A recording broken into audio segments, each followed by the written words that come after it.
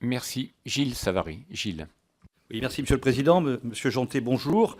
Je vous remercie de votre exposé préliminaire qui, effectivement, nous confirme dans la conviction que vous êtes probablement l'homme de la situation, même si ça a été compliqué, hein. Il y en avait peut-être d'autres, mais en tout état de cause, vous êtes devant nous aujourd'hui et je pense qu'il est très important que très vite le poste de Jacques Rapoport soit pourvu. Je crois que certains collègues l'ont dit, c'est sans doute une des fonctions les plus compliquées à assumer dans les années qui viennent, tout simplement parce que l'état des lieux est un état des lieux assez détestable. Pendant des années, nous avons fait une politique tout TGV qui a abouti à une dégradation du réseau inouïe, qui a été mise en évidence par l'École polytechnique fédérale de Lausanne, et qui fait qu'aujourd'hui, nous sommes à peu près sur tous les fronts, où nous souhaitons être sur tous les fronts, avec des finances qui ne permettent pas de l'assurer. Alors, je vais vous poser quelques questions précises. Petit 1, votre prédécesseur disait qu'il était à court de moyens de production, c'est-à-dire qu'il ne pouvait pas tout assumer. Il a d'ailleurs demandé au ministre de différer un certain nombre d'opérations des contrats de plan. Quel est votre sentiment sur les moyens de production dont vous disposez et comment vous comptez faire face à tous les engagements qui ont été pris par devers vous, par vos prédécesseurs et surtout par l'État? Deuxième point, est-ce que vous disposez d'une comptabilité analytique suffisante pour calculer les péages? Ça peut paraître curieux, mais la loi est assez claire sur la question, c'est le coût complet, et il y a aujourd'hui un différend avec l'ARAFER qui n'arrive pas à obtenir clairement la constitution du coût des péages.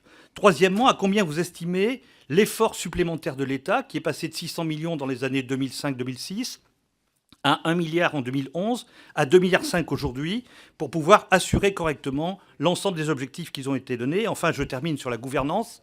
Il se trouve que notre réforme, non seulement a eu le mérite de rapatrier et de mettre ensemble l'ensemble des cheminots qui s'occupent du réseau. Vous avez 55 000 cheminots maintenant qui sont sous vos ordres directement. À l'époque, c'était quelque chose d'assez baroque. Ils sous-traitaient à la SNCF un cahier des charges qui était fait par SNCF Réseau. Nous avons surtout assuré votre indépendance. Et votre indépendance, elle s'est manifestée par le fait que vous êtes placé sous avis conforme de l'ARAFER. Cette indépendance, c'est par rapport à mobilité, mais pas uniquement par rapport à mobilité. Pendant trop longtemps, le lien de subordination qui existe naturellement dans les entreprises publiques a fait que la SNCF et notre politique ferroviaire était une boîte noire, dans laquelle notamment les parlementaires n'avaient pas de visibilité.